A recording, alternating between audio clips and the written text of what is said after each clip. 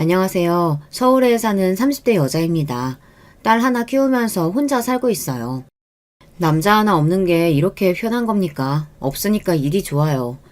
아버지는 젊은 나이에 혼자 어떻게 살지 걱정하시지만 지금 같아선 너무 행복해서 누굴 만나고 싶지도 않더라고요. 남편의 바람을 아버지의 사이다 한 방으로 해결하고 요즘은 속 시원하게 살고 있기 때문이에요. 어릴 때 읽은 동화를 보면 은혜도 모르는 짐승들이 많이 나오잖아요. 구덩이에 빠진 호랑이를 구해줬더니 나중에는 사람이나 잡아먹으려고 하고 말이에요. 우리 남편이 딱 그런 사람이었어요. 짐승이라는 표현이 찰떡이네요. 사람이면 그럴 수 없겠죠. 도대체 왜 뭐가 부족해서 다른 여자들이랑 놀아나냐고 이유를 물어보니 이 짐승이 뭐라고 한지 아십니까? 돈 있겠다. 내가 뭐하러 늙은 여자랑 노냐? 어리고 예쁜 애들이 나 좋다고 난린데 나도 이제 어린 여자랑 좀 잡아야지. 너 딸 키우는 아빠야. 어디서 그따위 말을 해? 너도 네 사위가 돈 좀 벌었으니 어린 년이랑 붙어먹겠다고 하면 참 더 그러라고 할 거야? 우리 딸도 어린 놈 만나면 되지. 뭔 걱정이야. 아버지가 돈 잘 벌 건데. 그래? 그럼 나도 만나도 되겠네. 10살이나 어린 애들. 우리 학원 선생 중에 있던데. 미쳤어? 애 엄마가 집에서 조신하게 있어야지. 그리고 너 이제 늙었어. 예전처럼 인기 있겠어? 잠만 말고 넌 집에서 가만히 있어라. 남이 하면 불륜이고 제가 하면 로맨스라고 하더니 이거 완전 미친놈이었어요. 언제부터 이런 생각을 한 걸까 짚어보면 태어날 때부터 이 인간은 이런 놈이라고 볼 수 있어요. 사람들은 제가 너무 사납게 잡은 게 아닐까, 아버지가 병원 차려주고 공치사를 심하게 해서 자존심이 상해 어린 여자랑 눈이 맞았다고 짐작들을 하실 수 있을 텐데요. 아니요. 이 남자는 원래부터 이런 놈이에요. 그동안은 돈이 없다 보니 본색을 숨긴 것 뿐이에요. 그러지 않고서야 사람이 이렇게 달라질 수는 없거든요. 돈 있으니 어린 여자랑 자겠다니 뭔 개소리인가 싶어서 듣기 싫어서 남편 입에다 제가 코푼 휴지를 쑤셔 넣었습니다. 이 쓰레기야, 입 닫아라. 더 열면 너 위자료 더 내야 돼. 알아? 저는 이 남자를 용서하기는커녕 본때를 보여줘야겠다 싶었어요. 생각 자체가 썩어도 보통 썩은 게 아니잖아요. 제가 이렇게 생각하고 있었는데 아버지도 마찬가지였나 봅니다. 여자고 남자고 가정생활에 충실한 아내와 남편에게 상처를 주면 혼이 나야 합니다. 그대로 이혼하면 안 돼요. 쓰레기 아무데나 버리면 다른 사람 피해를 주니까요. 여기 찾아온 이유가 바로 이 짐승 같은 놈들을 혼낸 이야기를 하러 왔어요. 사람들이 그러길 여기에다 사연을 남기면 속이 그렇게 시원하다고 그러더라고요. 모쪼록 제 이야기를 잘 들어주시면 감사하겠습니다. 우리 아버지는 동네에서 소문난 딸바보였어요. 엄마는 난소에 문제가 생겨 임신이 힘든 상황이지만 어렵게 저를 낳았거든요. 그래서 아버지는 제가 태어난 후 불면 날아갈까 금지 오겹으로 키우셨어요. 하긴 어떤 사람이 자기 자식이 안 귀하게 여기겠어요. 하지만 아버지는 유별나게 딸을 사랑했죠. 아버지는 공인중개사로 일하시다 부동산 투자로 돈을 벌었어요.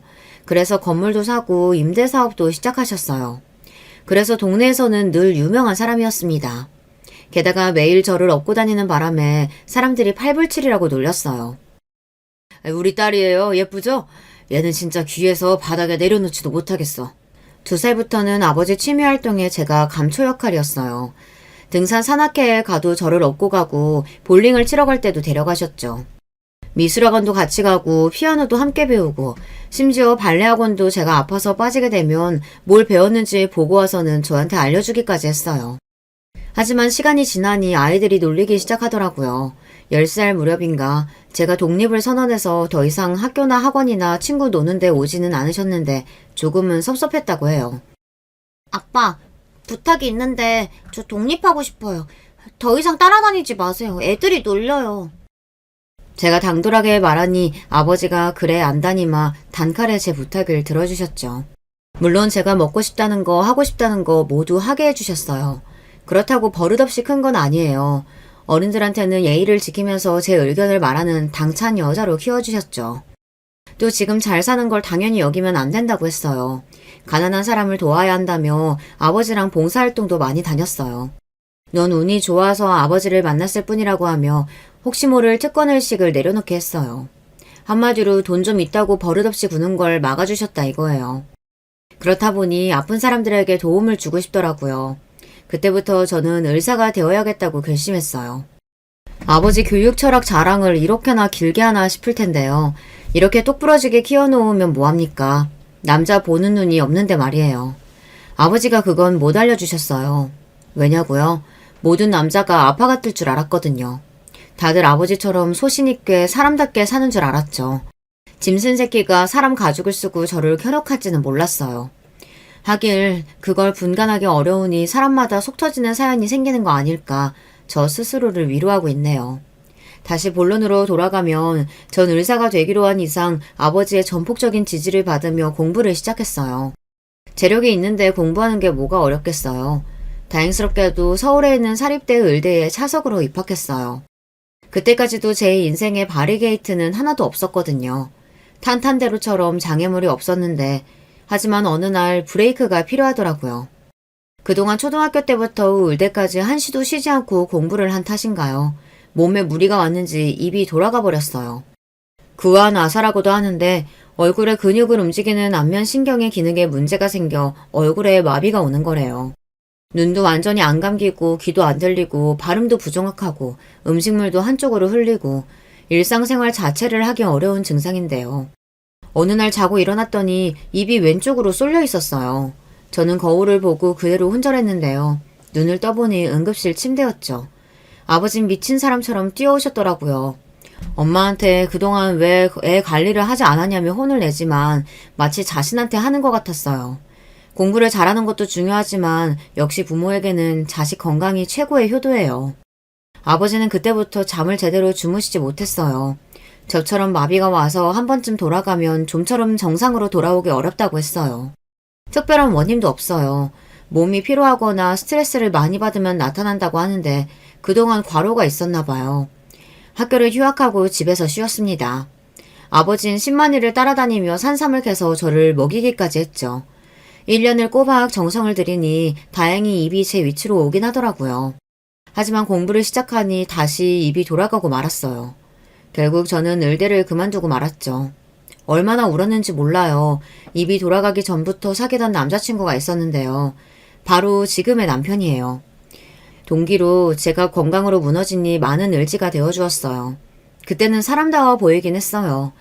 제가 영문과로 전과하고 영어 강사나 번역 일을 했어요.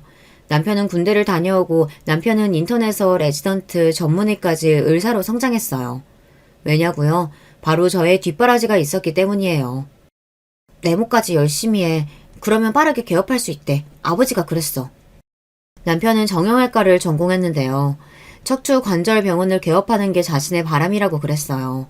자기는 의사가 돼서 돈을 많이 벌고 싶지만 신무의 무릎이나 시부의 오십견도 고쳐주고 싶기에 정형외과를 선택했다고 했어요. 자기가 대학 1학년 때 부잣집 딸을 만날 줄 몰랐다고 해맑게 웃던 모습이 아직도 선해요. 나 그렇게 부자 아니야. 먹고 살 정도지. 자기는 도대체 어느 정도인데? 말하면 나 싫다고 도망갈 것 같아. 아버지 막노동하시고 엄만 건물 청소해. 집은 반지하 단칸방이고 아버지 빚도 있어. 아주 거지 같은 환경이지. 난 학원도 다녀본 적 없어. 아버지 오죽하면 공부 그만두래. 돈 없다고. 그렇구나. 근데 너 대단하다. 혼자 공부 열심히 했네. 이래도 나랑 사귈 수 있어? 애들이 그러는데 너희 아빠는 건물주라며? 건물이 한두 개가 아니라고 하던데. 그게 무슨 상관이야. 집안 환경은 관심 없어. 내가 원하는 건 변하지 않은 마음이야. 그건 나 자신 있다.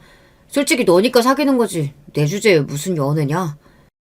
자수성가한 아버지와 남편이 비슷하게 느껴졌습니다. 의사가 돼서 가난한 사람을 돕겠다고 했는데 이왕 이렇게 됐으니 사랑하는 남자를 돕자는 생각이 강했어요. 만나는 남자애가 있는데 가정환경이 어려우니 아버지한테도 도와달라고 했어요. 선뜻 아버지가 남편을 만나보자고 하시더라고요. 자초지정을 돕고서 아버지는 학비를 주시기로 했어요. 남편의 순수한 성품이 마음에 든다고 하셨죠. 학비 준다고 해서 우리 딸 억지로 만나지는 마라. 헤어지고 싶으면 헤어져도 돼. 앞으로 자네가 공부 열심히 하면 계속 줄 수 있거든. 나중에 갚으면 되는 거니까. 세상은 넓고 여자는 많잖아. 아닙니다. 저한테는 오직 혜임이밖에 없습니다. 여기가 군대야? 오버하지 말고 작은 목소리로 말해. 장인어른 앞이라 너무 떨려.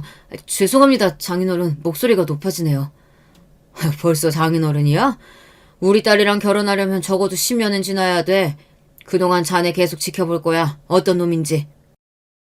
아버지 앞에서 밥도 못 먹고 손을 달달 떨면서 저를 사랑한다고 하던 남자였어요. 적어도 그때는 말입니다. 그 후부터 남편은 우리 아버지 돈으로 공부하고 용돈도 받았어요. 10년 동안 다른 여자는 거들떠보지도 않았어요. 그렇다고 남편의 외모가 비호감은 아니에요. 학교나 병원에서 여러 유혹도 많았거든요. 레지던트 때도 소개팅부터 맞선 의뢰가 많이 들어왔다고 했어요. 심지어 유명 병원장이 자기 딸을 소개한다고 해도 거부했대요. 자신은 열렬히 사모하는 여자가 있다면서 출세할 기회를 뻥 차버렸다는데 그 당시에는 남편이 너무 사랑스러웠어요. 지금은 가증스러워 죽겠어요. 남편은 성격대로 넘보지 못할 나무는 애초부터 보지 않았을 뿐인데 말이에요. 지고지순한 사랑에 환상이 있던 저는 노래방 18번도 김범수의 끝사랑이에요. 노래 가사대로 남편이 내 첫사랑이고 끝사랑일 줄 알았거든요. 저는 연애할 때도 완벽하게 남편을 믿지 않았어요. 드라마 보면 그런 거 있잖아요. 의사가 되니 애인 버리고 권력자 딸과 결혼하고 이런 거 말이에요. 그러면 탱크라도 빌려서 밀어버려야지 싶었어요. 근데 이 남자 그런 유혹이 있어도 저를 선택하는 모습에 감동받고 말았던 거죠. 그럴 때면 남편은 어깨를 으쓱하며 한 번 순정은 영원한 순정이라고 말하곤 했어요. 아버지는 10년 정도 지켜봤는데 그만한 놈 없다며 결혼을 허락했죠. 시모와 시부는 평범한 분들이었어요. 우리 아버지가 남편을 의사로 만들어놨으니 시부모님은 아무 말도 못했을 거예요. 안 그랬으면 의대부터 전공의가 될 때까지 공부를 쉬지 않고 할 수 없었겠죠. 결혼은 쉬웠어요. 형제도 없어서 예단도 간단했고 당연히 집도 아버지가 해주셨어요. 30평대 아파트에서 저희는 신혼을 시작했고 아기도 바로 갖게 되었어요. 아버지는 저 닮은 딸이라고 또 얼마나 좋아하시는지요. 대학병원에서 경력을 좀 쌓고 나자 아버지가 남편을 데리고 어느 건물 앞에 섰어요. 자네 3층이 좋아 4층이 좋아. 에이미 영어학원은 5층이야 참고로. 전 3층이 좋은데요. 여기 사거리에다가 지하철 입구랑 얼마 안 떨어져 있네요. 주변에 아파트 단지도 많고 입지 좋습니다, 장인어른. 여기 위치 선정하느라 고민했다. 이제 우리 딸이랑 돈 알뜰하게 모아서 자네 건물 하나 사서 여기 나가야지. 그때 내가 소개는 해줄게. 물려주시는 거 아니에요? 저희가 70억 하는 빌딩을 언제 삽니까? 장인어른 다른 따님이 어디 또 있으세요? 애엄마 주신다고 했잖아요. 어쭈, 건물 때문에 우리 딸하고 결혼했어? 그래서 나 죽을 때 기다리는 거냐? 안 죽어, 불사신이야. 농담입니다, 농담. 아버님 오늘 시간 되시면 한잔 할까요? 제가 사드려야죠. 어디서 사줄 건데? 쏠리면 크게 쏴라. 남자가 배포 있게 말이야. 어디긴 어디예요. 토끼 같은 따님이 계시는 우리 집으로 가셔야죠. 한 푼이라도 아끼려면. 아버지는 6층짜리 건물에 제 영어학원이랑 남편의 정형외과를 만들어주셨어요. 저는 집에 있겠다 했지만 여자도 일을 해야 남편이 무시하지 않는다며 굳이 학원을 개원하라고 하시네요. 저도 원장이 되고 남편도 원장이 되어야 한다는 거였죠. 우리 딸은 본인이 봐준다면서요. 저는 눈물이 났습니다. 아버지의 배려에 감사했어요. 또한 정형외과는 오픈시 들어가는 비용이 상상을 초월하더라고요. 기계 하나에 1억이 넘는 것도 있었어요. 아버지의 무한한 사랑 덕분에 성대하게 병원이 완성되었죠. 개업식에는 시부모님도 초대했는데요. 진찰실, 엑스레이실, 물리치료실, 대기실 이렇게 마련된 세련되고 최첨단 병원 내부에 감탄한 시부와 시모는 우리 아버지 손을 잡으며 감사의 눈물을 흘렸어요. 우리 아들이 복이 있습니다. 이렇게 좋은 사돈을 만나고 말입니다. 하긴 우리 며느리가 복덩이죠. 고맙다 아가. 그럼요. 우리 며느리가 천사죠. 아들만 낳아주면 더 좋지만. 뭔 소리야. 우리 혜임이 몸 약해서 안 돼. 그런 쓸데없는 소리 하려면 가세요. 말이 그렇단 거지. 알았다 알았어. 나도 우리 손녀만 있으면 돼. 오시느라 고생하셨는데 집으로 가셔서 식사라도 하세요. 아이고 사돈 감사합니다. 그래야죠. 우리 노인 애들이 있어봤자 불편하죠. 무슨 말씀이세요? 불편하지 않아요. 아버지가 오신다고 하니 맛있는 거 많이 장만하셨어요. 그래 가보자꾸나. 매번 우리 감사만 하고 있구나. 그나저나 아가 네 학원도 위에 있나? 아직 거긴 오픈 전이에요. 병원 먼저 하자고 제가 미뤘어요. 급한 것도 아닌데요, 뭐. 다른 집 며느리들은 의사 남편 만나서 벌어오는 돈 족족 쓰기 바쁘다는데 우리 며느리는 돈도 벌려고 해? 대단하다, 대단해. 그날 식사도 맛있게 하시고 전복이랑 갈비 등 비싼 식재료도 챙겨드렸습니다. 바쁘다고 자주 가보지도 못하는데 이런 거라도 드시라며 아버지가 미리 다 준비해 주신 거였어요. 다행히 시부모님들은 흡족해 하시며 집으로 돌아가셨어요. 자기 아들이 대접받고 사는 모습도 보게 되니 안심하셨나 봐요. 시부모는 영어학원 개원할 때도 불러달라고 하시더라고요. 청소라도 하시겠대요. 알겠다고 했지만 학원은 개업식도 하지 않을 거예요.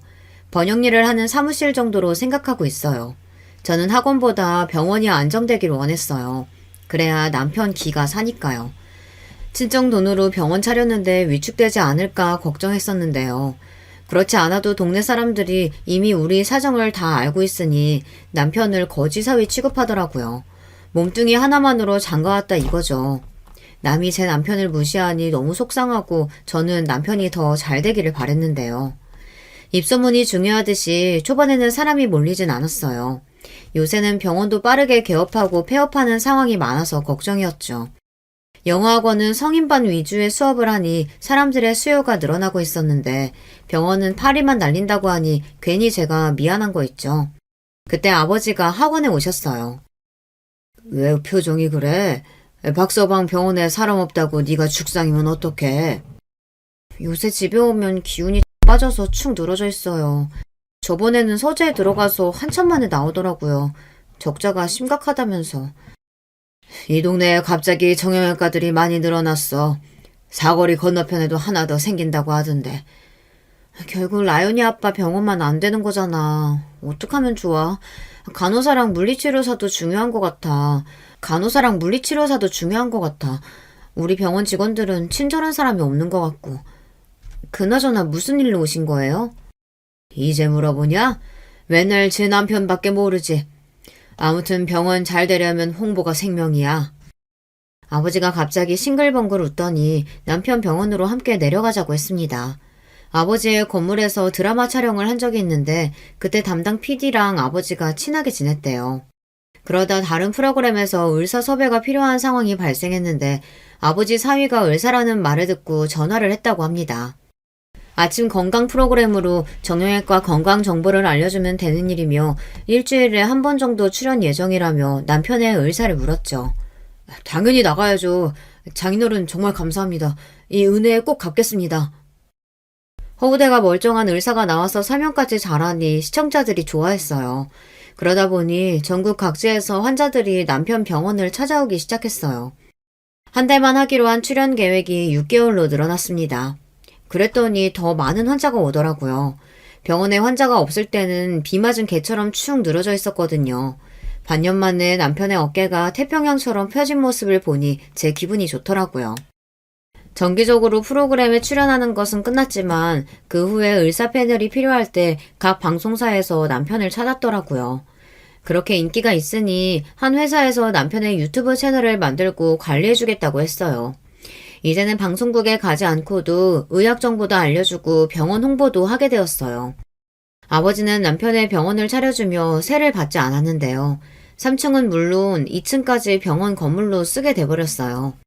1층은 약국이 들어와 있었고 남편 병원이 잘 되니 4층과 5층에도 소아 청소년과 내과가 들어오겠다고 줄을 서니 저는 학원을 옮기겠다고 했어요. 그렇게 3년 동안 남편의 병원이 소위 말해서 대박이 났어요. 남편에게 진료받겠다고 예약을 걸어놓고 몇 개월을 기다린 적도 있었어요. 그때부터였어요. 남편이 서서히 본색을 드러내기 시작했죠. 이 정도로 잘 되면 장인에게 먼저 금전적 보상을 해야 하는데 시부와 시모의 아파트를 먼저 사주고 싶다는 겁니다. 솔직히 우리 아빠한테 먼저 해야지. 아버지 아니면 의사도 못 되고 병원도 없었어. 왜 그렇게 부정적이냐? 그리고 장인어른은 다 갖고 있잖아. 부족한 게 있으셔? 아니잖아. 우리 엄마 아빠 아직도 월세 살아. 그럼 당연히 먼저 사드려야지, 안 그래? 장인어른이랑 장모님 우리 병원 와서 매일 물리치료 받으시잖아. 우리 엄마 아빠는 멀어서 오지도 못하고. 우리 부모님 돈 내잖아. 진료비. 무슨 소리야. 엄연히 손님이야. 그리고 친구분들도 얼마나 모시고 온 줄 알아? 비보험으로 도수치료 받고 주사치료 받는 건 다 우리 부모님 지인이야. 아, 그래, 알았어. 이번만 우리 엄마 아빠 먼저 도와주고 그 다음에 장인 장모님 유람선 여행이라도 보내드리자. 됐지? 남편은 시부모님한테 시흥에 있는 30평대 아파트를 사주고 말았어요. 5억 이상 되는 건데 지금까지 번 돈이 있으면 아버지 2억 정도는 드리고 작은 평수로 해서 시댁에다 3억 정도 드리면 어떠냐 했더니 펄펄 뛰고 난리가 났죠. 내가 말했지. 먼저 하고 해드린다고. 안 해준다고 한 것도 아닌데 왜 그래? 그럼 넌 학원 잘 되면 아버지한테 뭘 해드렸냐? 난 초기 비용이 자기 10분의 1도 안 되거든. 그리고 월세 다 냈고. 아니 자기만큼 대박이 안 났잖아. 지금 병원 수입이 얼만데 그래. 생각 같으면 강남에 주상복합이라도 엄마 사드리고 싶어. 참고 있는 거 안 보여? 저는 남편하고 한 달간 말을 안 했습니다.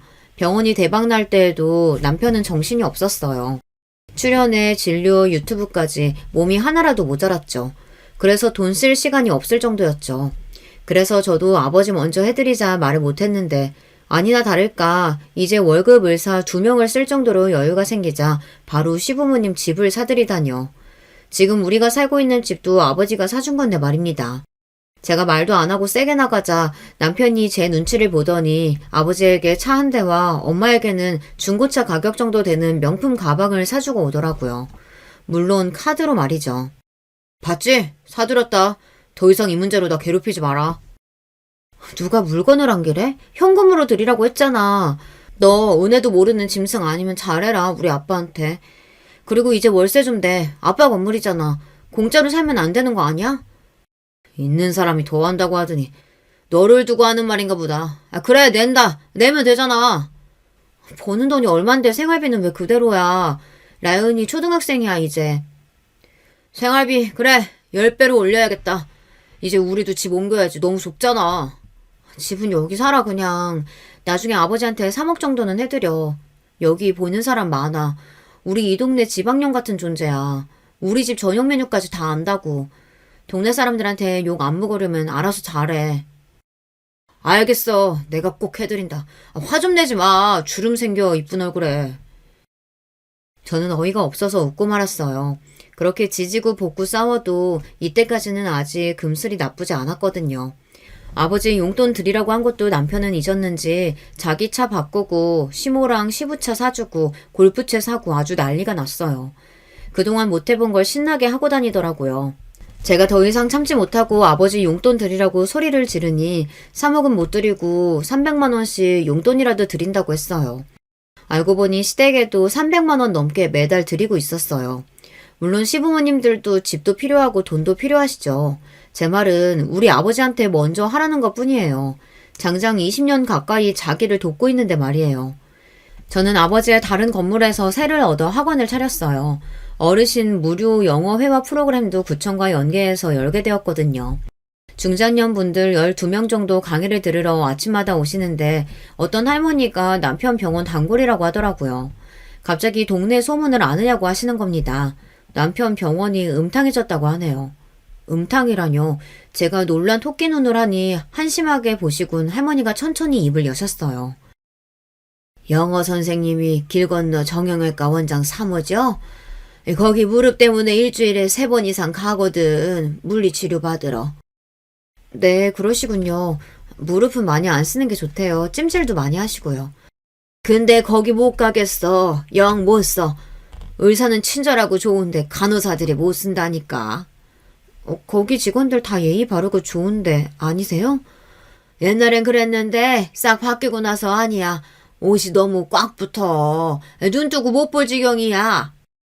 저는 할머니 말에 이해가 되지 않았어요. 요새 우리 부모님도 당분간 못 가셨거든요. 지방에 별장을 짓는다고 자주 내려가시는 통에 서울에 안 계시는 날이 많아서요. 저도 딸 공부 봐주고 번역하고 학원 운영하고 집안일까지 정신이 없었거든요. 그래서 그날 병원에 가보기로 했어요. 음탕이라는 단어가 내심 걸리긴 했지만요. 초등학생 딸과 함께 병원에 갔다가 저 기절초풍했습니다. 간호사들이 말이죠. 미니스커트에 가슴골이 드러난 상의까지 입고 앉아있는 거 있죠. 하얀색이라 오히려 더 야하게 보였어요. 순간 여기가 라스베가스도 아니고 라운지일 것 같이 느껴졌어요. 주변을 둘러보니 손님들은 거의 남자들이었어요. 게다가 간호사들도 제가 환자인 줄 알더라고요.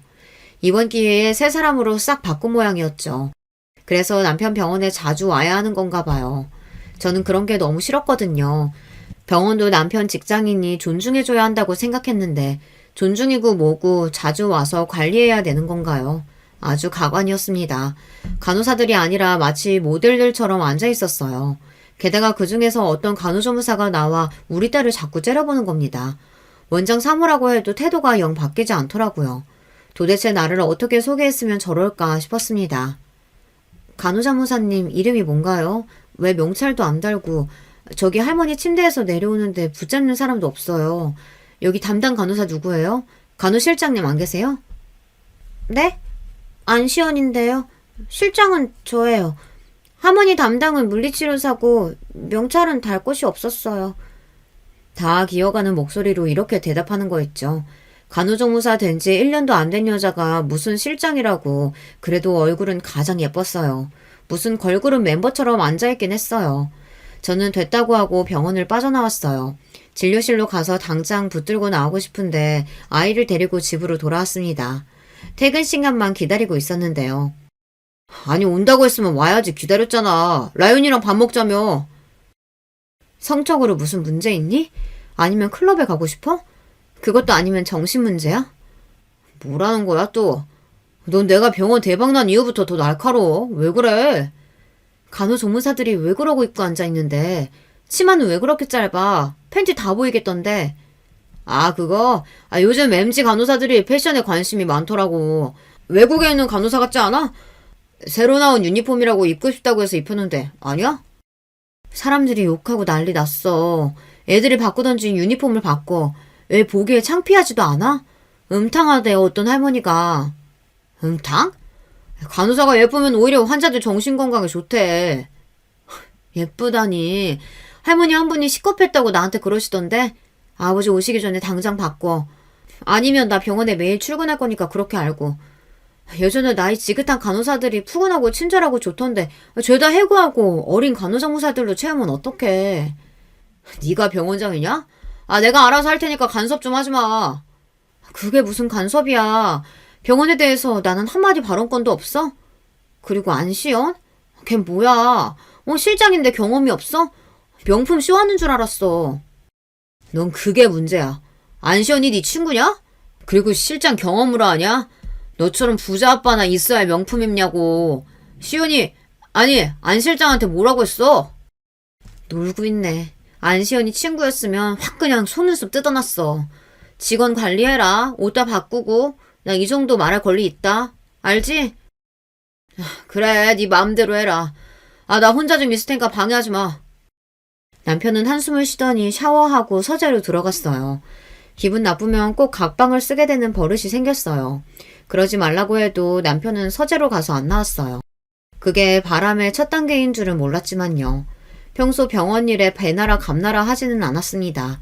그래도 참고 넘길 수가 없더라고요. 다음날 남편은 간호사들의 유니폼을 활동적이고 편안한 스타일로 원상복귀했어요. 그때는 내 의견을 잘 들어준다고 생각했는데 지금 돌아보니 병원에 자꾸 찾아올까 그랬나 봐요. 그렇게 몇 개월이 더 흘러갔어요. 하지만 여자의 촉이 있잖아요. 남편의 모습이 예사롭지 않아 보였어요. 전보다 패션에 관심을 더 두는 것 같았어요. 예전에는 제가 꺼내준 대로 옷을 입고 나갔는데 요새는 자기가 인터넷이나 백화점에 가서 사오더라고요. 그리고 평일 퇴근 후에 운동 간다, 친구를 만난다 이런 식으로 약속이 늘어났어요. 하지만 설마 여자를 만날까 싶지는 않았거든요. 동네에서 우리 아버지 사위인 걸 모르는 사람도 거의 없고 TV에 나왔는데 얼굴 팔릴 일을 할까 싶었어요. 하지만 인간들은 예상을 뒤엎는 법이니까요. 남편의 병원이 잘 되다 보니 씀씀이가 커졌어요. 명품 옷도 사입고 외제차도 새로 뽑고 예전에 가난한 고학생이 아니었는데요. 게다가 병원 수입을 자꾸 숨기는 느낌이 들었어요. 처음에 용돈도 타서 쓰고 모든 수입을 제가 관리했어요. 하지만 자기도 자기가 번 돈 쓰고 싶다고 난리를 쳐서 경제적으로 우린 각자 번 돈을 각자가 관리하기로 했거든요. 사람들은 남자한테 돈이 생기면 바람이 난다고 저를 걱정했지만 평생 돈에 주눅들어 살아온 남자가 자기가 돈 벌어서 스스로 관리하는 것도 좋겠다 싶어 그러자고 했어요. 그런데 일이 묘하게 꼬이는 느낌이었습니다. 결국 우겨서 제가 수입을 관리하기로 했는데요. 처음에는 아버지한테 용돈도 드리겠다 큰 소리를 떵떵 쳤지만 나중에는 골프채 바꾸고 서재 꾸미고 자신한테 돈을 썼어요. 시부모님들한테도 돈을 많이 드렸는지 우연히 본 남편의 카드 명세서 안에는 시흥 대형마트나 근처 백화점에서 가전제품도 산 지출이 있더라고요. 남편은 부모님 뵙는 일이 많아졌어요. 일만 생기면 시흥이다, 엄마가 아프시다, 잠깐 시댁에 다녀오겠다 이런 식으로요. 자기가 효자 노릇을 하겠다는데 할 말이 없었습니다. 남편은 그동안 제대로 아들 노릇 한 적이 없었거든요. 시댁에 같이 가볼까 생각 안 해본 건 아니었는데 아들이 돈을 잘 버니 전에는 무조건 천사 며느리라고 하던 시모와 시부도 전보다 저에게 하는 행동이 달라지기도 했고요. 애는 하나로 끝이야? 둘은 낳아야지. 애 아범도 버리가 좋은데 말이야. 그래.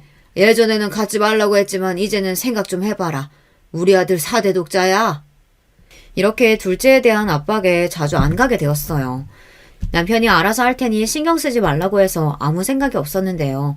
요새는 심하게 시흥 시댁에 가는 일이 많아졌어요. 주말도 평일에도 시도 때도 없이 간다는 겁니다. 저는 이러다 시댁에 들어가서 살자고 할까 무섭기도 하더라고요. 가끔 시모가 엉뚱한 말로 어깃장을 놓을 때가 있거든요. 그래서 시모에게 전화를 했습니다. 아니나 다를까 시모는 대뜸 아이 가졌니? 이러는 겁니다. 안부차 전화했어요. 둘째는 고민 더 해봐야 할 것 같아요. 근데 아프신 건 어떠세요? 딸 생일이라 어디 가서 외식이라도 하자 했더니 갑자기 시모가 무릎이 아파서 시흥에 간다고 하지 뭐예요. 그래서 딸이랑 둘이 집에만 있었어요. 같이 가겠다고 했는데 괜히 번거롭게 그럴 필요가 없대요. 딸이 불쌍하죠. 저는 아버지의 사랑, 관심 충분히 받았는데 말이에요. 갑자기 효자가 되겠다는데 말릴 이유가 없었어요. 그런데 시모의 이야기는 달랐습니다. 그래도 며느리밖에 없구나. 아픈 건 어떻게 알았어? 애 아범도 바쁘다고 연락도 없고 라연이 생일인데 가보겠다고 하니 쌩 난리를 쳐서 안 갔다. 너희들은 우리 가는 거 안 좋아하잖아. 하긴 뭐 돈 많은 외할아버지가 있는데. 요새 저희 부모님 시골에서 펜션 짓느라고 바쁘세요. 라연이 생일 때도 못 오셨어요. 그나저나 애 아범이 자주 가니까 오지 말라고 하셨다고 해서 안 갔는데 섭섭하셨어요? 자주 오긴 저번에 월세 밀렸다고 하니까 그때 겨우 한 번 오긴 왔지. 월세요? 어머님 저번에 애 아빠가 집 사드렸다고 하던데 5억 7천이잖아요. 사주긴 네가 반대한다고 안 된다고 하더라. 사돈 먼저 드려야 한다며. 그건 맞지. 그 어른 아니면 우리 아들 의대라도 졸업했을까 싶다. 우리 월세야. 그래도 덕분에 아파트 월세지만. 얘야, 왜 말을 안 하니? 화났니? 아무튼 우리 네 눈치 봐서 용돈도 제대로 못 받는다. 그런 줄 알아. 라연이랑 한번 와. 그럼 끊는다. 저는 머릿속이 하얗게 변하는 느낌이었어요. 이 인간이 6억 가까이 되는 돈을 어디다 썼을까요? 도박? 술? 아니요. 술도 못하고 지는 걸 싫어해서 도박도 안 해요. 그럼 여자 아니겠어요? 여자라. 근데 바쁜 일상 중에서 언제 여자를 만났을까요? 환자? 대부분 중년 이상인데 그러면 건물 주변의 사람들? 동창? 남중남고라고 했거든요. 의대 동기 제가 대부분 아는 애들이라 이런 문제가 있었음 바로 연락이 왔을 거예요. 그러다 간호조무사? 어린 친구들이 왜 우리 남편을 만나? 아니지. 간호조무사가 너무 많았어요. 7명이나 되던데 왜 그렇게 많이 필요한가 싶었거든요. 그때 병원에 갔을 때 저를 빤히 보는 간호조무사가 생각났어요. 유난히 명품이 많았거든요. 머리핀부터 목걸이 그리고 꽉 붙는 유니폼에 고급 가디건까지. 그 여자일까요? 제 육감은 그렇다고 고개를 끄덕이는데요. 찾아가서 머리채라도 잡을까 하다가 고개를 흔들었어요. 그래봤자 동네 재미있는 구경밖에 더 되겠어요. 전화를 끊고 한동안 남편의 행동을 돌이켜봤어요. 다른 건 몰라도 외모에 대한 관심이 높아졌어요. 게다가 MZ세대에 유행하는 말투도 많이 하고 성형수술을 할까 고민하기도 했거든요. 기분이 묘했어요. 말하지 않아도 바람이란 감이 오긴 했어요. 하지만 눈으로 보고 싶은 것이 사람의 마음이잖아요. 그 더러운 꼴을 봐야 하나요? 샤워하고 있는 남편 몰래 핸드폰을 가져와 비번을 풀고 확인하고 미행해서 현장을 덮쳐야 하나 오만 가지 생각이 파도처럼 밀려왔어요. 그러나 더러운 일에 에너지를 낭비하기 싫었거든요. 저는 심부름센터를 이용하기로 했어요. 저 대신 남편 뒤를 캐는 게 훨씬 체계적일 수 있거든요. 그런데 말이에요. 전화로 상담할 때는 괜찮았는데 막상 그런 곳에 가려 하니 억장이 무너지는 거 있죠. 그날 밤이었어요. 어머니한테 차라도 한 대 사드릴까? 요새 통 걷지를 못해. 그래, 사드려. 언제 사드릴 건데? 근데 어머니 면허는 있어? 면허도 따야지. 그럼 돈 많이 들 텐데. 장인어른 생신 때 용돈이라도 드리려고 했는데 없어도 화내면 안 된다. 같이 가서 사드리자. 어머니 얼굴도 뵙고 식사나 하고 오자.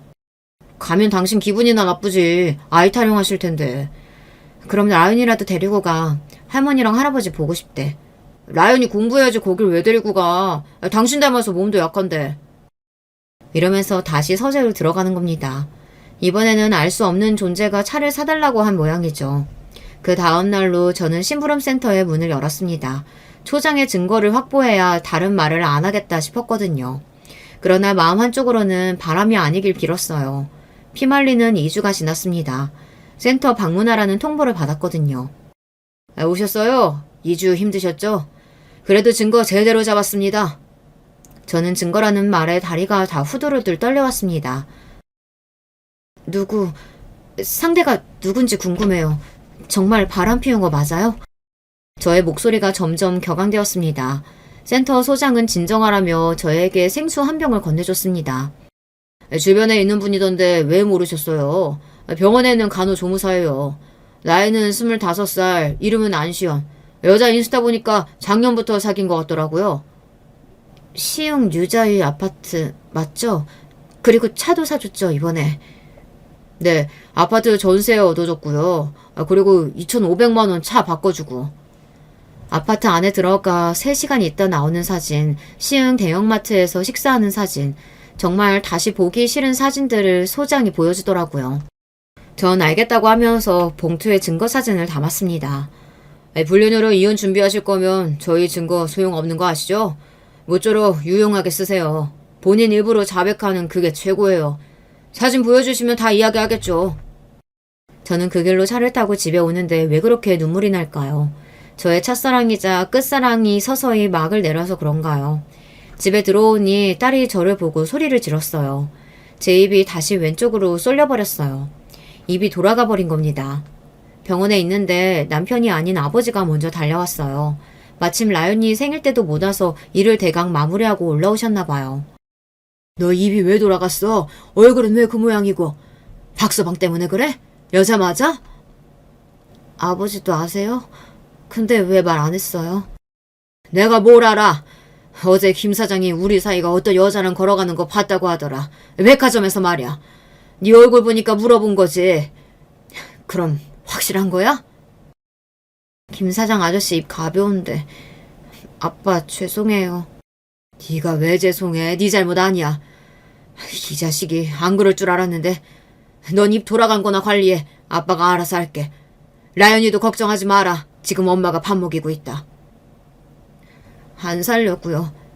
죄송해요. 이혼하고 싶어요. 거짓말을 너무 많이 했어, 나한테. 자기 부모를 판 놈이야. 같이 못 살아요. 그러니 뭐 하려고 하지 마세요. 다 필요 없어요. 그래, 그건 너와의 관계고 그 자식 나랑 볼 일 있잖아. 나 그럴 권리 있어. 병원 건물주야. 잊지 마. 사람들은 제가 남편을 징그럽게 오래 봤으니 헤어지기 어렵겠다 싶을 텐데요. 이게 오만정이 다 떨어지니 순식간에 남편이 완전 남이 되어버렸어요. 옆에 오는 것도 소름이 끼치네요. 그런데 아버지가 어떻게 하셨는지 병원으로 바로 나쁜 남이 찾아왔어요. 여보, 혜임아, 아프면 연락을 해야지. 내가 얼마나 놀란 줄 알아? 저는 꺼지라고 소리만 질렀어요. 그랬더니 남편이 무릎을 꿇는 거 있죠. 차라리 그 여자가 좋으니까 같이 살라고 했어요. 역겹지만 말이에요. 저는 정이 다 떨어졌어요. 이번 한 번만 봐줘. 그동안 우리 아무 문제 없었잖아. 진짜 안 해. 진짜 안 할게 이제 여보. 싫어. 너 지겨워. 그만하자. 너 의사잖아. 병원도 있잖아. 그럼 됐지? 조용히 헤어져. 그 대신 앞으로 돈 벌어서 우리 아버지한테 빚진 거 다 갚아. 장인어른이랑 왜 똑같이 말 맞추면 나보고 어떡하라고. 나보고 평생 노예하라고 계약서 쓰래. 30년으로 일해서 월 1,500씩 갚으라고 하던데 그건 말이 안 되잖아. 그러니까 왜 바람을 피워. 가만히 있으면 다 네 거잖아. 아랫도리를 왜 가만히 두지 못하니? 우리 대학 동기 다 바람 피워. 지우, 혜진이, 또 누구냐, 진호, 민규 다 바람 피운다고. 왜 나는 안 돼? 다 어린애들하고 자는데 왜 나는 안 되냐고. 어떤 놈은 월마다 여자를 바꾸더라. 돈 있는데 어린애들하고 잡아야지. 넌 안 되겠다. 의사도 하지 마라, 이 미친놈아. 어린애하고 자려고 의사하니? 별 미친. 그럼 나도 잡아야겠네. 어린 놈들하고. 나는 왜 못 자? 너도 자는데? 애 엄마가 무슨 소리야. 넌 차력이 약해서 안 돼. 이만한 일로 입 돌아간 주제에 누구랑 자냐? 야, 그러면 왜 거짓말해? 차라리 애들이랑 자고 싶다고 하지. 그때 이혼하게. 왜 엄마 아빠 집 사준다고 그 난리야. 집 사주려고 했어. 그때 소민이가 울잖아. 집이 없다고. 나 진짜 억울해. 이런 놈을 믿고 살았다니. 그만해. 난 너랑 헤어질 거야. 그리고 새롭게 다시 시작할 거야. 그러니까 꺼져. 애도 볼 생각하지 마. 저는 병원 경비원까지 호출해서 남편을 끌어냈어요. 사람들은 하나 둘 모였어요. 남편이 개처럼 질질 끌려가니 속이 조금 편하더라고요. 입만 살아서 끝까지 저러고 싶을까요? 차라리 그 여자애를 사랑이라도 한다고 해도 억장이 무너질 판인데 완전 쓰레기잖아요. 쓰레기. 역시 쓰레기는 버려야 냄새가 안 나겠죠. 아버지는 의외로 그 여자의 부모를 찾아간 모양이에요. 여자의 부모가 하필 우리 아빠 건물에서 장사를 하네요. 이게 악연인가요? 그동안 잘해준 건물주의 등장도 황송한데 불륜이니 바람이니 하는 통에 부모가 난리가 난 모양이에요. 다신 장사 못하게 하겠다고 하니 딸 단속시키겠다고 했대요. 아버지는 전세금을 돌려받았고 여자애한테 사준 냉장고며 에어컨, 명품 가방, 자동차까지 다 받아냈어요. 다 주면 다른 가게 자리를 알아봐 준다고 하셨대요. 아버지는 남편을 끌고 시흥시댁으로 쳐들어간 모양입니다. 시모랑 시부가 바들바들 떨고 앉아있었겠죠. 장인어른, 아무리 그래도 부모님 앞에 저를 끌고 오시면 어떡해요. 그러면 억울이야? 너 진짜 뻔뻔하다. 한 가지 물어봅시다, 사돈. 아드님 원래 이래요? 돈 때문에 이러는 거야? 우리 딸 입 돌아가게 한 놈 절대 용서 못해. 성질 같아선 되게 아는 일도 입 돌아가게 하고 싶은데 참고 있어요. 그래서 말인데 내가 이놈 머슴으로 부린다고 통보하러 왔소이다. 저 새끼들 호강에 겨워서 이 호강에서 놀고 있는 놈이에요. 어디 우리를 팔아서 바람을. 마음대로 하세요. 제가 부모로 자격이 있습니까? 부모 자격 돈으로 하는 거 아닙니다. 저놈 머리가 이상해서 말이에요. 돈 있으니 어린애랑 자보겠다니 그게 말입니까 똥입니까? 그래서 봐줄 수가 없어요. 아유 미친놈아. 그냥 싹싹 빌지 입은 왜 놀려? 혜미가 좋아서 죽겠다며. 그건 거짓말이야? 좋아, 좋으니까 살았지. 근데 이제는 나도 어린 여자랑. 아빠, 진짜 내 생각 이상한 거야? 장인어른도 남자니까 말해보세요. 돈 있으면 저 좋다는 어린 여자들이 줄을 섰어요.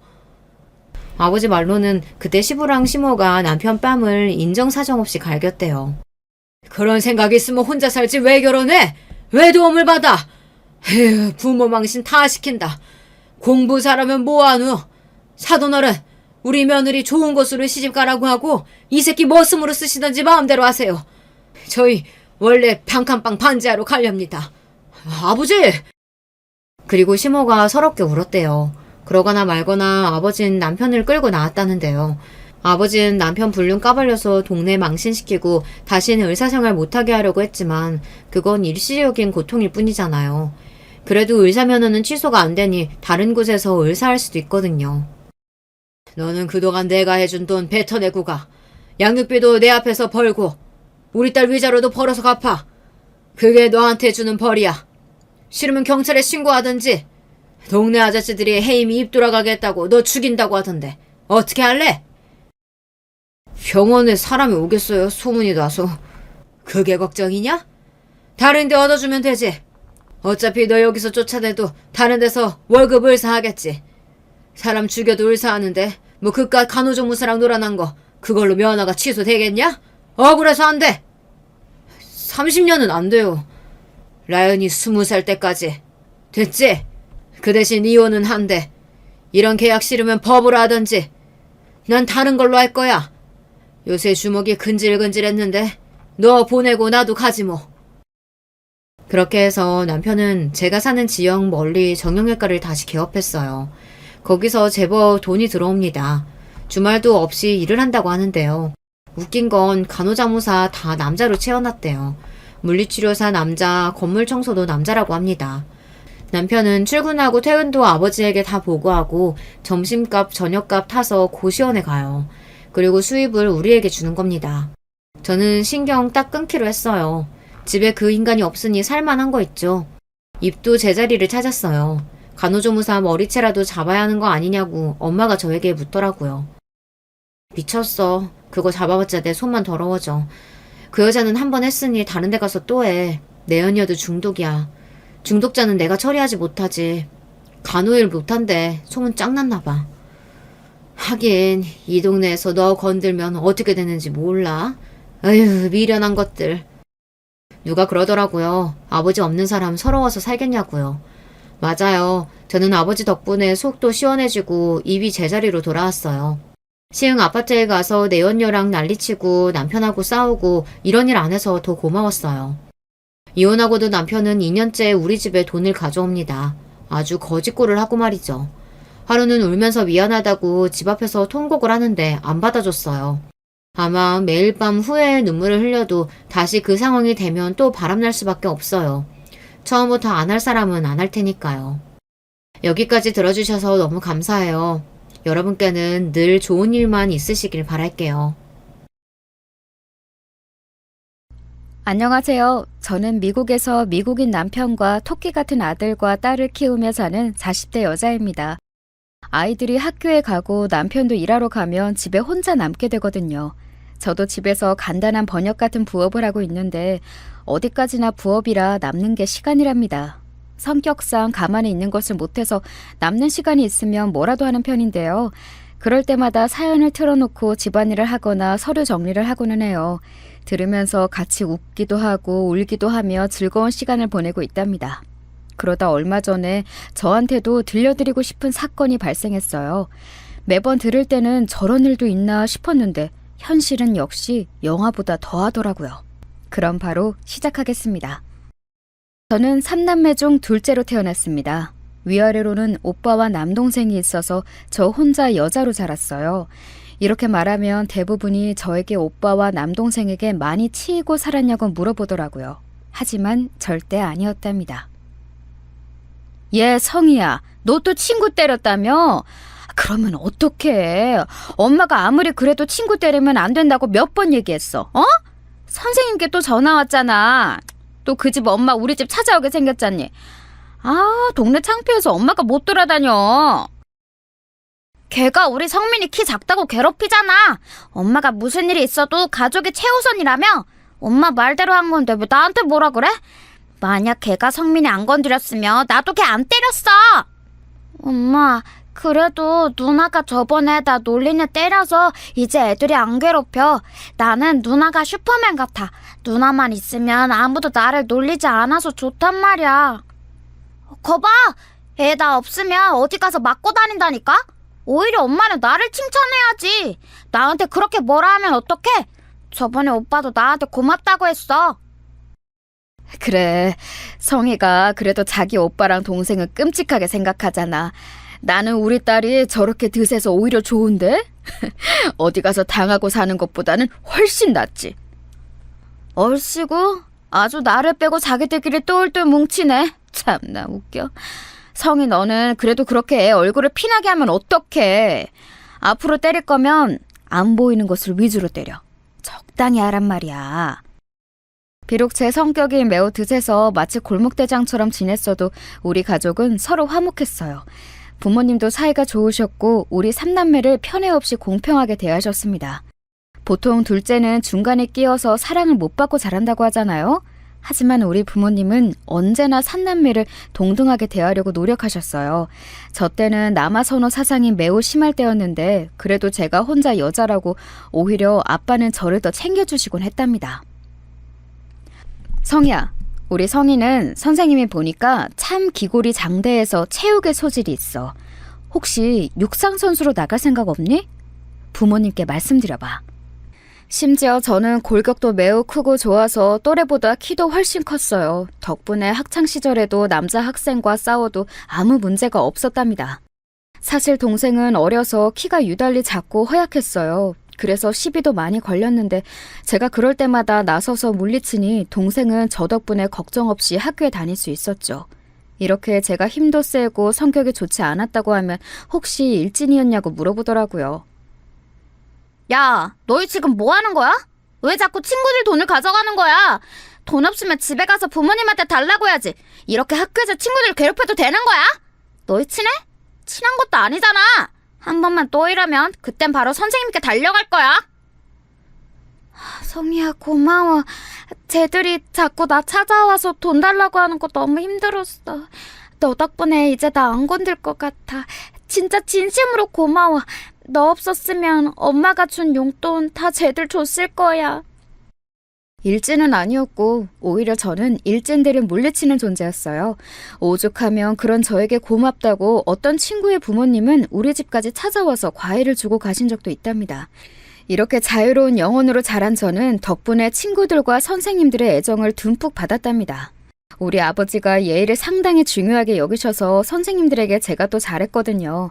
범생이라 공부를 잘했던 오빠와 허약했지만 공부를 잘했던 동생 사이에서 저는 사실 혼자만 공부를 못했어요. 그래도 우리 부모님은 저에게 공부하라는 소리를 전혀 하지 않았답니다. 오히려 우리 엄마의 소원은 바로 이거였어요. 공부는 못해도 좋으니까 제발 조신하게 행동하고 말해. 엄마는 네가 오빠처럼 좋은 명문대에 가거나 그런 거는 원하지도 않아. 그러니까 그냥 평범하게 살자. 어? 네가 불의를 못 참고 그러는 건 알겠는데 평범한 인생도 얼마나 좋니? 우리 엄마의 평생 소원은 바로 제가 조용하고 조신하게 살다가 평범한 남자와 결혼해서 평범하게 사는 거였어요. 그런데 원래 평범하게 사는 게 가장 힘든 거 아시죠? 저는 성인이 되고 나서도 사건이 많았습니다.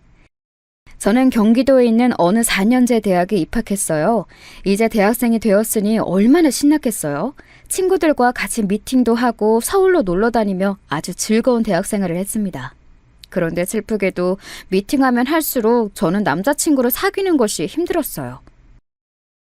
성희, 너는 조금 부담스러워. 나는 착하고 내 말을 잘 들어주는 여자가 좋아. 그런데 너는 성격이 너무 세서 나랑 맞지 않아. 목소리도 크고 자기 주장하는 게 인간적으로는 멋있는데 여자친구를 사귀고 싶은 마음은 없어. 미안. 뭐? 내가 뭐 어때서? 나는 그냥 오빠랑 잘 지내고 싶었을 뿐이야. 그게 그렇게 부담이었어? 내가 결혼하자고 한 것도 아니잖아. 그냥 같이 재밌게 데이트하자는 건데 이게 뭐가 그렇게 부담이 됐다고 그러는 거야? 네가 지금 이렇게 말하는 것도 여자로 느껴지지 않아. 미안. 그리고 우리 집하고 학과 건물 그만 찾아와 주라. 부담스러워. 저는 처음 시작한 첫사랑도 부담스럽다는 이유로 대차게 거절당했어요. 얼마나 슬펐는지 친구들과 술을 아주 많이 마시기도 했죠. 당당하고 어디서도 기죽지 않는 성격은 우리 가족에게는 해결사라 좋았지만 개인적인 연애사에선 길을 펼치지 못했답니다. 친오빠는 제가 대학생일 때 천사 같은 새언니를 만나 결혼했어요. 우리 오빠는 어릴 때부터 조용하게 공부만 했던 사람인데 새언니도 똑같이 참하고 조신하고 여성스러운 사람이었습니다.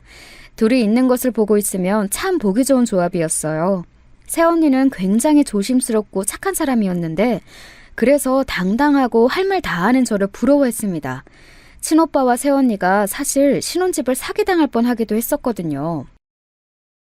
아줌마, 분명히 저번에는 그냥 알아서 도배랑 다 해준다고 했잖아요. 그런데 이런 식으로 말 바꾸셔도 되는 거예요? 그리고 왜 자꾸 말이 만날 때마다 달라져요?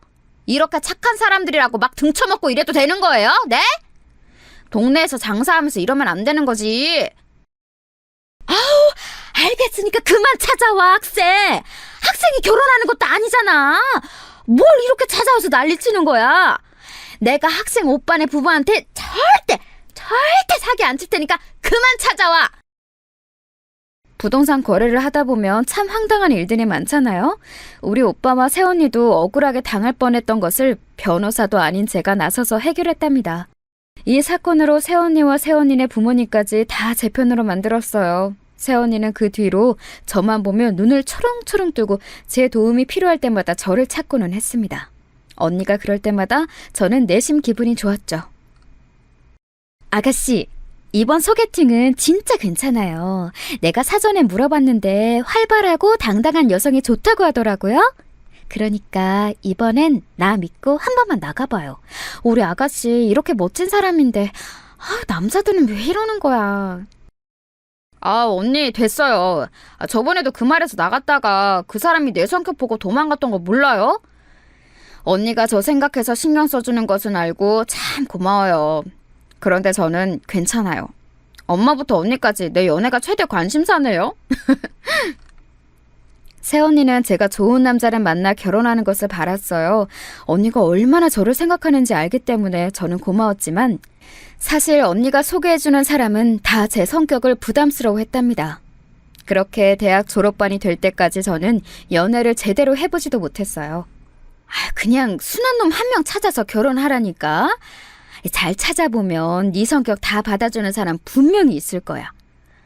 네 오빠 봐라. 결혼하고 얼굴 혈색이 좋아졌어. 사람은 결혼 잘하는 것도 복이야. 그러니까 너도 마음에 드는 놈을 적극적으로 찾아서 결혼해. 여자는 특히 결혼 잘하는 게 최고야. 나이 들어봐라. 남편 복이 제일이야. 엄마는 내 얼굴만 보면 결혼 얘기야? 내가 알아서 한다고 했잖아. 그리고 순한 놈 찾으면 외모가 마음에 안 든다고. 나도 눈이 있는데 내 눈에 맞는 짝을 찾아야 하잖아. 엄마, 자꾸 결혼 얘기 계속하면 나 집에 안 들어와? 아우, 들어오지 마! 들어오지 말고 나가서 남자를 만나라고. 아니, 막내도 연애하는데 왜 너 혼자 연애를 못하고 있냐 이거야. 아휴, 속 터져. 엄마는 제가 대학을 졸업하는 나이가 되자 더 남자를 만나라고 강요했어요. 오죽하면 선자리도 알아왔는데 몇 번 나가봐도 제가 마음에 들지 않거나 상대 쪽에서 마음에 안 들어했죠. 저도 내심 속으로 얼마나 초조했는지 모릅니다. 친구 중에는 제대로 연애하다 결혼해서 잘 사는 사람도 많았거든요. 이렇게 결혼 못하고 노처녀가 될까봐 두려웠어요. 하지만 이런 저에게도 운명의 상대가 나타나게 되었습니다. 말 그대로 운명처럼 나타난 그 사람은 미국인이었어요. 그날은 제가 친구를 만나러 서울에 갔던 날이랍니다.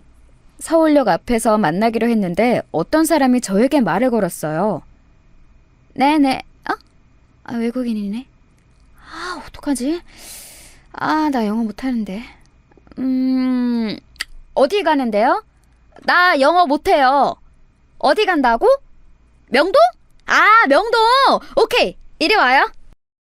그 외국인은 한눈에 봐도 눈에 띄는 외모를 가지고 있었습니다. 원래 남들 일에 참견하는 것을 좋아하는 저는 영어도 못하면서 그 외국인을 도와주었어요. 영어를 못하니까 그냥 한국말로 말했는데 이상하게 소통이 되더라고요. 근데 이름이 뭐예요? 이름. 이름이 영어로... 네임. 네임이 뭐예요? 케빈! 케빈, 반가워요. 나는 성희. 그렇게 서로의 이름만 겨우 교환하고 케빈을 데리고 명동으로 갔어요. 그렇게 저는 친구에게 다시 가려고 했는데 케빈은 자꾸 저를 따라왔습니다. 왜 따라와요? 명동 데려다 줬잖아. 나는 서울역 다시 가야 돼요. 친구 만나러 간다고요. 친구, 프렌드. 왜 이래?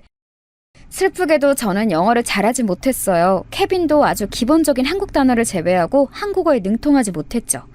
그런데 너무 즐겁고 놀라웠던 점은 그런데도 대화가 통한다는 거였습니다. 단어만 말하는데도 뜻이 통했어요. 결국 저는 케빈을 데리고 친구를 만나러 갔습니다. 야, 뭐냐? 왜? 저 외국인 뭐야? 아니, 나 너무 당황스러워. 야, 너 언제부터 영어 잘했어?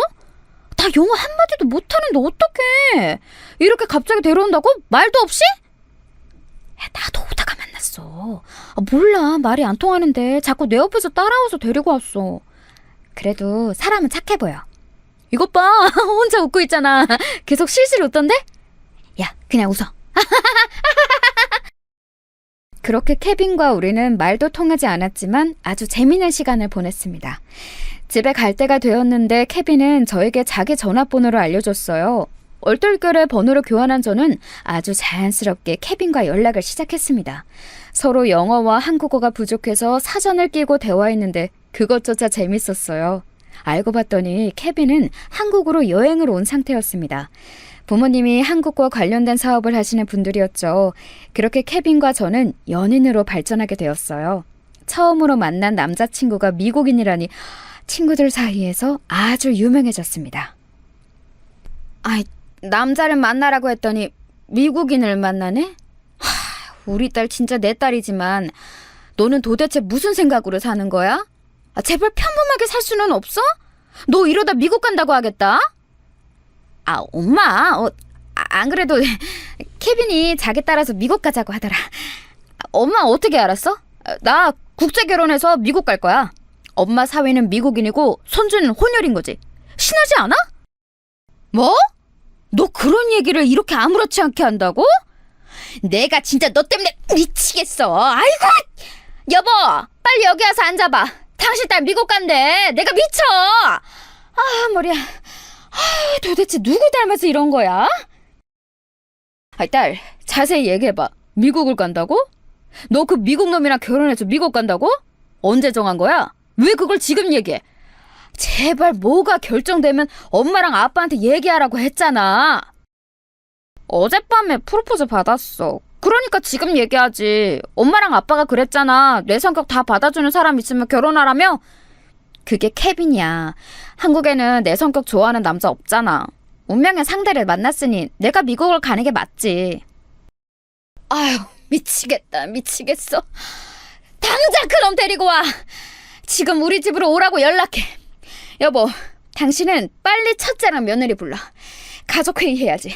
하루도 조용하게 넘어가는 날이 없어. 응?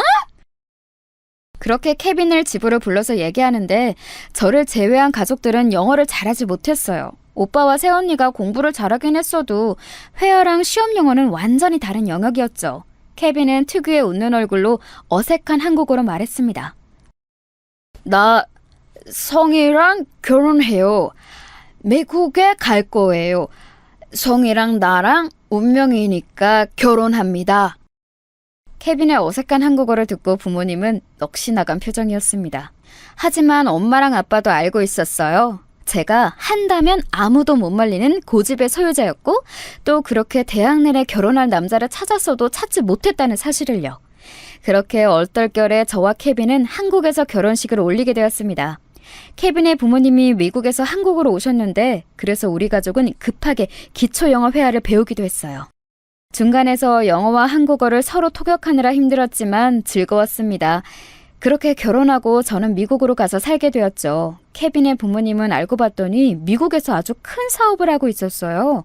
케빈을 만나며 돈이 꽤 있는 것 같다고 생각했는데 생각보다 더 큰 회사였습니다. 덕분에 미국에서 사는 삶은 상당히 만족스러웠어요. 행복한 신혼생활을 보내면서 아이도 2명이나 출산했고 평범하게 살고 있었어요. 성희야, 엄마랑 아빠가 몸이 갈수록 점점 늙는 게 느껴지는데 우리 딸 얼굴을 잘 못 보니까 너무 속상해. 케빈하고 한국에 들어와서 몇 년이라도 살면 안 되겠니? 평생 미국에서 살면 엄마랑 아빠는 이렇게 1년에 겨우 한두 번만 보며 살아야 해? 나도 엄마랑 아빠 너무 보고 싶어. 미국 생활도 행복하고 시부모님이나 케빈이 잘해줘서 좋은데 그거랑 별개로 한국이 되게 그리워. 케빈하고 얘기해보고 결정되면 알려줄게. 케빈이 일 때문에 한국 오는 게 힘들면 내가 애들 데리고 혼자라도 가야지. 미국에 온 지 5년 정도가 지났을 때 부모님이 저를 많이 찾기 시작했어요. 그러면서 저도 동시에 향수병이 심해질 때라 한국에 가고 싶더라고요. 케빈하고 얘기했더니 케빈은 제 의견을 존중했습니다. 그런데 케빈은 시아버지의 회사를 물려받을 입장이라 오래 미국을 떠날 수가 없었어요. 결국 저는 부모님의 집으로 아이 2명을 혼자 데리고 가게 되었습니다. 아직 아이들이 어릴 때라 초등학교에 들어갈 때가 되면 미국에 다시 오는 것으로 결정하고 한국으로 떠나게 되었죠. 케빈은 시간이 날 때마다 한국에 오기로 결정했어요. 그렇게 친정에서 살기 시작했는데 처음에는 아무 문제가 없었어요. 오랜만에 본 부모님은 세월이 야속하게도 많이 늙으셨더라고요. 그래서 케빈 돈으로 여기저기 많이 놀러 다녔고 딸 노릇을 제대로 했습니다. 우리 가족에게 불행은 더 없을 것 같았죠. 그런데 한 가지 사건이 발생하게 되었습니다. 아니 막내야, 뭐라고? 이게 무슨 소리야? 얌전한 고양이가 부뚜막에 먼저 올라간다더니 뭐? 여자친구가 임신했다고? 아유 세상에. 아 여보, 성희야 어떡하니? 여자친구는 뭐 하는 사람인데? 뭐? 대학생이라고? 몇 개월이야? 8개월? 야, 너는 이제껏 8개월이 될 동안 얘기를 안 하고 도대체 뭐 한 거야? 제정신이야? 아, 속 터져. 인간아, 이 망할 놈아. 엄마, 오빠 부부 불러. 가족회의 하자. 3남매 중 제일 순하고 조용했던 막내가 벼랑간 사고를 쳤거든요. 어렸을 때 너무 순해서 엄마가 공격성을 배우라고 일부러 운동 도장에 보낼 정도로 조용했던 막내였어요. 유난히 작고 말라서 괴롭히는 사람도 많았죠. 그래서 제가 그런 친구들을 대신 싸워서 혼내줄 정도였는데 그런 막내가 무려 6살이나 차이 나는 대학생 여자친구를 데려왔어요. 그것도 임신 8개월이라 지울 수도 없는 상태였죠. 막내는 대학원에 다니고 있던 상태라 둘은 모은 돈이라고는 없던 상태였습니다. 게다가 더 어이없는 것은 올케의 부모님이었어요. 우리는 돈 없어요. 내놓은 자식이니까 알아서 하세요. 지원해줄 돈은 없고 있어도 쟤한테 줄 돈은 없으니까 알아서 하세요. 결혼식장에는 갈 테니 할 거면 말하세요. 할 말 없으니까 지원 관련해서 연락할 거면 하지 마세요. 심지어 올케는 집에서 내놓은 자식이더라고요. 사실 올케의 첫인상을 보고 저는 대충 짐작하긴 했습니다. 왜냐하면 그래도 결혼 허락을 받으러 오는 자리니 엄마와 저는 진심으로 열심히 준비했거든요. 그런데 올케는 손에 아무것도 들고 오지 않았고 심지어 음식 평가도 했습니다. 그런데 갈비찜이 되게 짜요. 소금 맛이 너무 강해서 못 먹겠어요. 제가 그리고 해산물을 안 좋아해서요. 이건 못 먹겠어요. 엄마랑 저는 전날부터 올케가 온다고 열심히 준비했는데 얼마나 민망했는지 몰라요. 일단 임신한 상태고 그래도 손님이니까 별다른 소리를 하지 않았습니다. 사실 제 원래 성격이었으면 당연히 한마디 했을 텐데 엄마가 식탁 밑으로 다리를 자꾸 쳐서 입을 꼭 다물고 있었어요. 막내와 올케는 모은 돈이 없었으니 결국 선택은 하나였어요. 우리 부모님과 같이 살게 되었습니다. 올케와 막내가 같이 사니까 제가 나가야 하나 싶었는데 어차피 몇 년 있으면 저는 다시 미국에 갈 거라 굳이 집을 따로 구하지는 않았어요. 그렇게 막내와 올케와 저는 한 지붕 아래에서 살게 되었죠. 이때부터 올케와의 악연이 시작되었답니다. 사실 본격적으로 같이 살기 전인 결혼식 때부터 갈등은 있었어요. 저는 꼭 호텔에서 결혼식을 하고 싶단 말이에요. 여자라면 당연히 이런 로망 하나씩은 있잖아요? 안 그래요, 형님? 형님은 제 마음 아시죠? 형님도 아주 좋은 고급 호텔에서 결혼했다면서요. 저도 남들이 볼 때 화려한 그런 곳에서 하고 싶어요. 인생에 한 번뿐인 결혼식인데 이 정도는 바랄 수 있잖아요.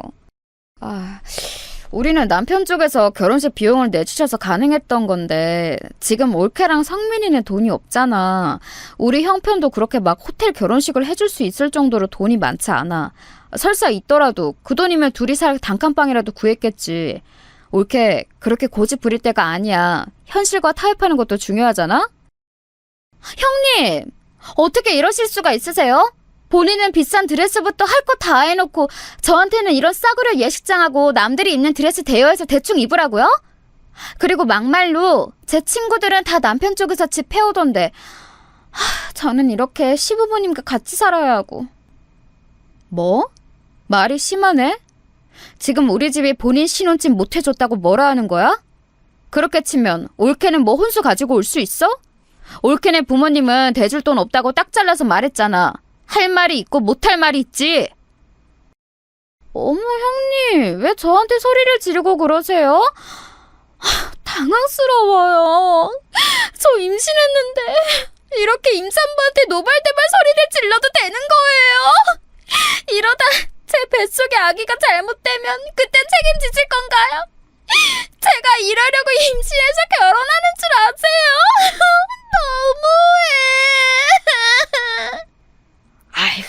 아니야. 너는 왜 애를 올리고 그래? 아우, 세아가, 우리가 미안하다. 우리도 성민이가 결혼할 때 주려고 모은 돈이 있는데 이렇게 빨리 갈 줄은 몰랐어. 일단 조금 더 모아서 나중에 아기 태어나고 몇 년 지나면 줄게. 응? 엄마, 뭐가 예쁘다고 줘? 그 돈이면 오빠랑 세원이한테나 줘. 이렇게 갑작스럽게 임신해서 결혼하는 애들한테 돈을 주고 싶어? 그리고 올케, 말은 똑바로 해. 누가 임신해서 결혼하라고 협박했어? 너희들이 그런 거를 왜 보상을 받으려고 해? 아무리 성격을 죽이고 꼭 참으려고 해도 올케는 도를 지나쳤어요. 결혼 전에 얼마나 부딪혔는지 모릅니다. 이런 제 성격을 이미 알던 막내는 제가 화를 내자 올케를 데리고 방으로 들어가거나 밖으로 나가더라고요. 그래서 결혼식을 정식으로 올리기도 전에 저는 올케와 틀어지게 되었습니다. 이런 사건이 몇 번 발생했고 급기야 나중에는 둘이 말도 하지 않았어요. 하지만 어차피 같이 살 예정이니 제가 더 나이도 많으니 먼저 다가갔습니다. 올케, 이제 결혼식 올리고 혼인신고하면 우리 정식으로 가족이 되는 거잖아. 그러니까 이제껏 안 좋았던 감정은 다 털어버리자. 어차피 같이 살 거니까 서로 안 좋은 감정을 간직하면 우리만 힘들 거야. 혹시 내가 했던 말이 상처가 되었으면 미안해. 네, 뭐 알겠어요. 저도 한 집에서 같이 사는데 불편한 관계로 있으면 힘들어요. 그럼 우리 잘 지내봐요. 그렇게 올케와 저는 화해 아닌 화해를 하고 같이 살게 되었는데 결혼식을 올린 후가 더 문제였어요. 올케가 임신한 상태로 결혼식을 올렸고 그래서 얼마 지나지 않아 출산까지 하게 되었습니다. 올케의 친정에서는 정말 하나도 도와주지 않았어요. 그래서 우리 집에서 조리원 비용도 대주었고 도우미 비용도 냈습니다. 우리 엄마는 맏며느리가 출산했다고 손수 시장에 가서 한우도 사오고 미역국도 끓여주셨어요. 그런데 아이를 낳아본 분들은 아실 텐데 신생아를 키우는 게 진짜 쉬운 일이 아니거든요. 올케는 본인이 낳은 아기면서 아기를 제대로 돌보지 않았어요. 형님은 2명이나 낳아보셨으니 신생아 돌보는 게 쉬우시죠? 아, 부러워요. 저는 출산하면서 너무 힘들어서 피곤해요. 형님이 아기 좀 돌봐주세요. 저 조금만 잘게요. 올케는 자기 아이면서 저한테 대놓고 맡기기 시작했어요. 처음에는 오랜만에 신생아를 보니 저도 귀여워서 먼저 나서서 봐주었는데 나중에는 제가 조카의 엄마가 된 기분이었습니다. 올케는 맨날 아기를 나랑 엄마한테 맡기고 혼자 누구랑 저렇게 전화하는 거야? 안 되겠어. 한마디 해야겠어. 누가 임신하고 출산하라고 시켰어? 본인이 좋아서 해놓고 저렇게 나 몰라라 해도 되는 거야?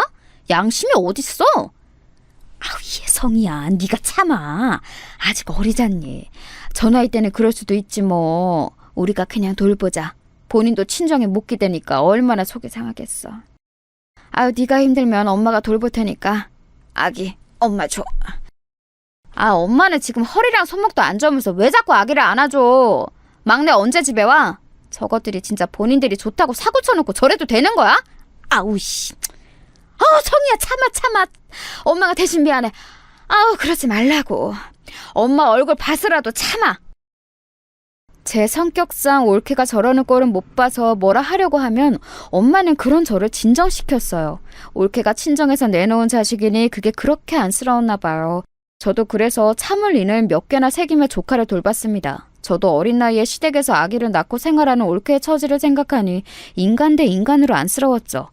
자기도 마음 둘 곳이 없으니 본인 친구들과 통화하며 견디는 거라고 생각했습니다. 조카의 육아를 저와 엄마가 다 하고 올케는 본인 친구와 통화하거나 놀기 바빴어요. 그런 행패를 꾹 참던 어느 날 제가 폭발하게 된 계기가 생겼습니다. 바로 새언니 관련이었어요. 새언니는 둘째 조카를 낳다가 몸이 심하게 안 좋아졌어요. 생명이 위독해서 의사가 오빠에게 언니나 아기를 선택하라고 할 정도로 심각했었습니다. 결국 기적적으로 언니와 조카 둘 다 살아났지만 언니는 병원에 몇 달을 입원해야 했어요. 다행히 조카는 문제가 없었지만 새언니는 조금만 무리해도 쓰러지거나 힘들어했어요. 그래서 우리 집에 오면 저와 엄마는 새언니에게 정말 말 그대로 물 한 방울 묻히게 하지 않았습니다. 언니는 워낙 천사 같은 성격이라 제가 많이 좋아했었고 사람이 순수하고 맑았어요. 새언니가 집에 와서 아무것도 하지 않아도 그냥 얼굴만 봐도 좋았습니다. 당연히 아픈 사람에게 뭘 시키고 싶은 마음도 없었고요. 이런 상황에서 그날은 명절이라 새언니랑 오빠가 방문한 날이었어요. 오빠도 조카가 2명이나 있어서 집안은 아이들로 북적거렸습니다. 자식들과 손주들이 집에 가득하니 부모님도 기분이 아주 좋은 상태였어요. 그래서 평소에 잘 드시지 않던 술도 많이 드셨죠. 분위기가 무르익은 상태였는데 다들 기분도 좋았습니다. 그때 마침 올케가 화장실에 다녀오는 상태였어요. 부엌하고 제일 가까운 위치여서 저는 아무 의도 없이 말을 꺼냈는데 황당한 대답을 들었습니다. 올케, 오면서 부엌에서 사과랑 칼 가져다 줄 수 있어? 아, 과일이 먹고 싶네. 사과는 내가 자를 테니까 올케가 식탁 위에 있는 사과만 들고 와주라. 고마워. 형님, 저 아까부터 계속 요리하고 음식 날랐던 거 아세요? 왜 자꾸 저한테만 시키시는 거예요? 같은 며느리인데 이렇게 대우가 달라도 되는 거예요? 지금 저 아무것도 없이 결혼했다고 눈치 주는 건가요? 서러워서 못 살겠어요. 응? 아니, 새언니는 몸이 안 좋아서 일부러 내가 아무것도 하지 말라고 했던 거야. 그리고 나랑 엄마가 요리 다 했고 올케는 음식 그릇만 몇 개 나른 거잖아? 그게 그렇게 기분이 나빴어? 우리 엄마도 며느리들한테 뭐라 하는 분 절대 아닌데 당황스럽다. 동선 미안해요. 나도 도와야 하는데 내가 조금만 무리해도 몸이 안 좋아서. 아이고, 나 때문에 좋았던 분위기가 이렇게 됐네. 어떡하지? 동서 화 풀어요. 내가 미안해요. 응? 언니가 왜 미안해요? 언니한테 안 시키는 것처럼 올케한테도 저 안 시켜요. 그냥 사과랑 칼을 가져다 달라고 했던 게 그렇게 못할 짓인가? 오늘도 새벽 5시부터 일어나서 요리하고 준비한 거 저예요. 순식간에 좋았던 분위기는 찬물을 끼얹은 분위기가 되었어요. 저도 평소 같으면 참았을 텐데 새언니가 미안해서 올케에게 사과하는 모습을 보자 참을 수가 없더라고요. 이렇게 여자들끼리 싸우기 시작하자 엄마와 남자들도 나서서 말리기 시작했습니다. 명절이라 간만에 본 얼굴들이 반가웠는데 올케 때문에 분위기가 엉망이 되었죠. 여보, 왜 그러는 거야? 그렇게 속상한 일이 있으면 나한테 먼저 얘기해달라고 했잖아. 왜 다 모여있는데 그러는 거야? 형수님, 누나, 미안해. 당신은 무슨 일이 있어도 내 편을 들어줘야 하는 거 아니야? 이 집안에서 내 편은 아무도 없는 거냐고. 나 진짜 이대로는 못 살아. 서러워서 죽겠다고. 올케, 말은 똑바로 해. 가족끼리 무슨 편이야? 우리가 지금 무슨 전쟁 나가? 말을 왜 그렇게 믿게 하는 거야? 그리고 새언니는 얼굴 보면 얼마나 본다고 그러는 거야? 명절에 한두 번 보는데 그냥 올케가 조금 참으면 되잖아. 그동안 나랑 엄마랑 참아주니까 사람이 우스워? 누나, 잠시만. 내가 미안해. 대신 사과할게. 누나, 참아! 결국 저는 본래 성격을 드러내게 되었어요. 올케는 2눈을 동그랗게 뜨고 저를 쳐다보더라고요. 그동안 꾹 참았던 게 폭발해서 올케 앞에서 할 말을 하며 큰 소리를 내자 올케는 기가 죽어 아무 말도 하지 못했습니다.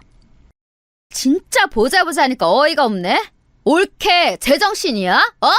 내가 심지어 올케 자식도 돌봐줬는데 사과 하나 가져다 달라고 했다가 이런 일을 겪어야 해? 올케가 생각해도 어이없지 않아? 올케에게 삿대질하며 소리를 지르자 올케는 얼굴이 하얗게 질리더라고요. 다른 사람들은 제 성격을 이미 알고 있었는데 올케는 제가 그렇게 난리치는 것을 처음 보는 상황이었어요. 결국 첫째 오빠와 막내 동생이 저를 방으로 데려가 진정시켰습니다. 천사 같은 새언니는 중간에서 난처한 얼굴을 하며 눈물까지 보였죠. 이 사건이 일어나고 올케와 저는 서로 어색한 상태로 지내게 되었습니다. 저도 올케도 서로 사과하지 않았어요. 서먹한 상태로 지내던 어느 날 남편에게 연락이 왔습니다. 성희, 나야. 이제 애들도 학교에 입학할 때가 되었으니 미국에 오는 게 어때? 부모님도 성희랑 우리 아이들 많이 보고 싶어 해. 당연히 나도 우리 가족들 보고 싶어. 애들이 미국에 오더라도 방학마다 한국에 가기로 약속할게. 케빈, 안 그래도 내가 연락하려고 했어. 나도 이제 미국 다시 가고 싶어. 애들 데리고 다음 달에 들어갈게. 애들도 아빠 많이 보고 싶어 하더라고. 나도 당신하고 같이 살고 싶어. 사실 우리 아이들이 혼혈이라 어디를 가더라도 주목을 많이 받던 상태였어요. 그리고 태어난 곳이 미국이라 한국어가 조금 서툴기도 했습니다. 그래서 아이들이 적응을 잘하는 상태는 아니었어요. 마침 올케와도 매우 어색한 상태라 아이들도 눈치를 보던 상황이었거든요. 그래서 저는 미국으로 돌아갈 준비를 시작했습니다. 그런데 한 가지 문제가 발생했어요. 바로 우리 부모님의 건강이었습니다. 부모님이 나이가 들며 두 분이 병원도 많이 가고 몸이 쇠약해지셨어요. 특히 아빠는 암까지 걸리셔서 집에서 간호가 필수였습니다. 누나, 내가 어차피 모시고 사니까 책임지고 엄마랑 아빠 돌볼게. 그러니까 너무 걱정하지 말고 미국 가. 무슨 일 생기면 반드시 연락할 테니까 그건 걱정하지 말고. 혹시라도 엄마랑 아빠가 돈 때문에 병원에 가기 힘들어하면 언제든지 말해. 그리고 누나가 너무 미안하니까 미국에서 생활비도 너 월급만큼 보낼게. 그러니까 올케랑 부모님 잘 부탁해. 알겠지? 알겠어. 아내도 저번에 그 이후로 누나랑 부모님한테 미안했는지 계속 얘기 꺼내더라. 누나도 미국 가서 매형하고 애들하고 행복하게 살아. 어차피 명절 때는 한국에 올 거라며? 몸 조심히 가고 무슨 일 있으면 누나도 꼭 연락해줘. 알겠어. 나도 올케한테 부모님 맡기고 가는 거 마음이 좋지는 않아. 고맙게 생각하고 있으니까 성민이 네가 올케한테 말 잘해줘. 오빠랑 새언니도 너희 부부에게 미안하게 생각하더라. 저는 아이들을 데리고 미국으로 다시 갔고 거기서 케빈의 도움으로 잘 정착할 수 있었어요. 케빈은 우리 부모님의 건강 상태를 듣더니 매달 소정의 돈을 남동생에게 보냈습니다. 우리 부모님을 그렇게 챙겨줘서 얼마나 고마웠는지 몰라요. 엄마, 몸은 어때? 괜찮아? 올케가 잘 챙겨주고 있어? 내가 옆에 있어야 하는데 미안해. 병원 갈 때 무조건 택시 타고 가. 그러라고 내가 돈 보내주고 있는 거니까. 알겠지? 그럼 걱정하지 마. 엄마 잘 지내고 있어. 오늘도 막내가 나랑 네 아빠 데리고 병원 데려간다고 하더라. 확실히 늙으니까 몸이 예전 같지 않아. 너야말로 잘 지내고 있는 거지? 케빈은 어때? 우리 애들도 보고 싶네. 아유, 우리야 너무 잘 지내서 아무 소식이 없어. 엄마가 예전에 말했던 평화롭고 평범한 생활을 하는 중이야. 오히려 너무 단조로워서 문제라니까? 애들도 확실히 예전보다 적응도 잘하고 나는 문제가 없어. 그렇다면 다행이네. 성희야, 엄마 이제 병원 갈 준비해야 해서 이만 끊을게. 케빈에게 안부 전해줘. 엄마가 아빠한테도 너한테 연락 왔다고 얘기할게. 다음에 다시 연락하자. 미국에 와서도 저는 부모님과 연락을 꾸준하게 주고받았어요. 올케가 불편할 수도 있어서 직접적인 연락은 주고받지 않았고 엄마나 남동생을 통해 안부를 전했습니다. 늙은 부모님을 모시고 사는 게 쉽지 않다는 것을 저도 이미 알고 있었어요. 그래서 매달 보내는 돈 이외에도 주기적으로 값비싼 선물을 보냈습니다. 성민아, 이번 방학 때 지연이 여기로 보낸다고 했지? 누나가 케빈하고 얘기했는데 네 매형도 환영이래. 그러니까 지연이 걱정하지 말고 누나가 책임질 테니까 보내. 혹시 몰라서 얘기하는데 경제적인 그런 거는 신경 쓰지 마. 누나, 진심으로 고마워. 이렇게 지연이 방학 때마다 무료로 누나네 집에 보내면서 지연이가 영어가 많이 늘었어. 이 은혜를 어떻게 갚아야 할지 모르겠어. 그리고 지연이가 미국 가는 것을 너무 좋아해. 확실히 한국하고 문화가 달라서 그런가 봐. 나중에 지연이가 혹시라도 유학하고 싶다고 하면 얘기해. 누나 집에서 보내면 되잖아. 가족이 서로 좋다는 이유가 뭐니? 이렇게 서로 돕고 사는 거지. 게다가 네가 올케랑 늙은 부모님도 돌보고 있으니까 누나가 오히려 더 고마워. 안 그래도 아내가 부모님을 잘 돌보는 것 같아서 나도 좋아. 나한테 자기가 알아서 할 테니 전혀 신경 쓰지 말라고 하더라. 덕분에 회사 일에 집중할 수 있어. 나도 아내가 저렇게 변할 줄은 몰랐어. 고마운 마음에 조카가 한국에서 방학마다 미국에 오면 우리 집에서 무료로 재워주기도 했어요.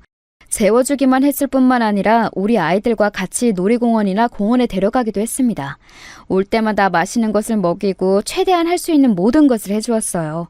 케빈도 조카가 오면 진심으로 친절하고 다정하게 대해주었죠. 이건 다 올케가 우리 부모님을 전적으로 돌봐서 고마운 마음에서 나온 행동이었습니다. 그런데 이렇게 지낸 지 몇 년이 지나고 믿기 힘든 일이 일어났어요. 시간이 흐르며 부모님의 건강은 더욱 안 좋아지기 시작했습니다. 실제로 제가 한국에 가면 부모님이 확 늙어 있어 속상했어요. 저는 그래서 올케가 당연히 우리 부모님을 돌봐주는 것에 대해 미안하고 고마웠습니다.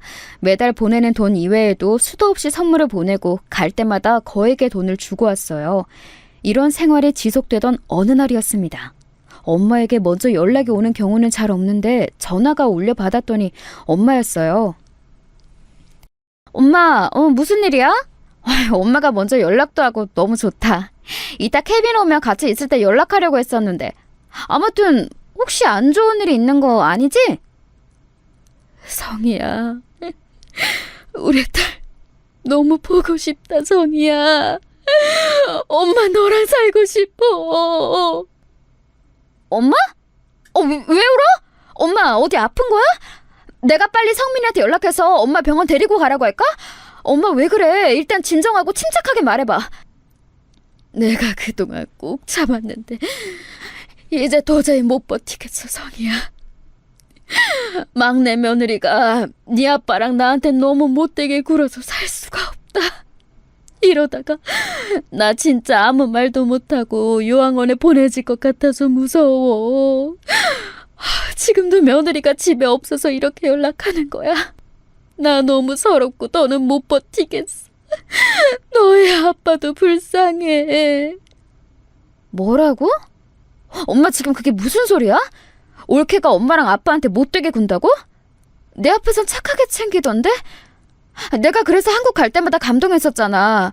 엄마 자세히 말해봐. 나 지금 믿을 수가 없어서 그래. 올케가 대체 무슨 짓을 한 거야? 그거 다 연기고 가식이야. 아들이 없고 집에 우리만 있으면 자꾸 꼬집고 욕하고. 그래, 늙었으면 그냥 빨리 뒤지라고 하고 귀찮게 하지 말고 요양원으로 꺼지래. 나 진짜 서러워서 살 수가 없어. 네 아빠는 누워만 있는데 종일 저런 포혼을 듣고 있어. 불쌍해. 저는 엄마의 말을 듣고 그만 전화기를 놓치고 말았어요. 인생 살면서 그렇게 놀랐던 날이 없었습니다. 배신감에 온몸이 바들바들 떨리기 시작했어요. 다시 전화기를 주워 엄마와 대화하는데 믿을 수가 없었습니다.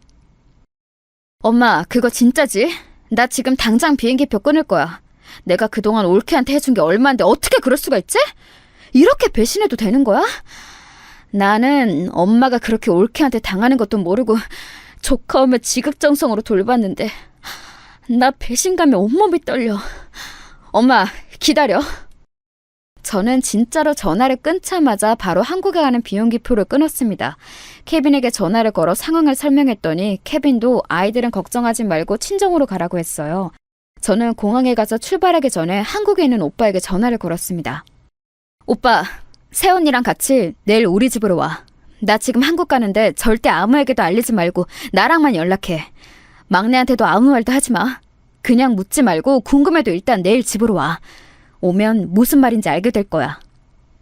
한국으로 가는 내내 저는 진정하려고 애를 썼습니다. 심호흡하고 아무리 진정하려 해도 손이 계속 떨리더라고요. 결국 인천공항에 도착하자마자 청심환을 2개나 사서 먹었습니다. 바로 친정으로 아무 언질도 없이 그대로 택시를 타고 달려갔어요. 오빠네 부부에게 연락했더니 곧 도착한다 해서 같이 조용히 초인종도 누르지 않고 들어갔습니다. 그리고 엄마의 말이 사실인 것을 알게 되었어요. 이 늙은이들아, 늙었으면 빨리 죽으라고. 아, 귀찮아.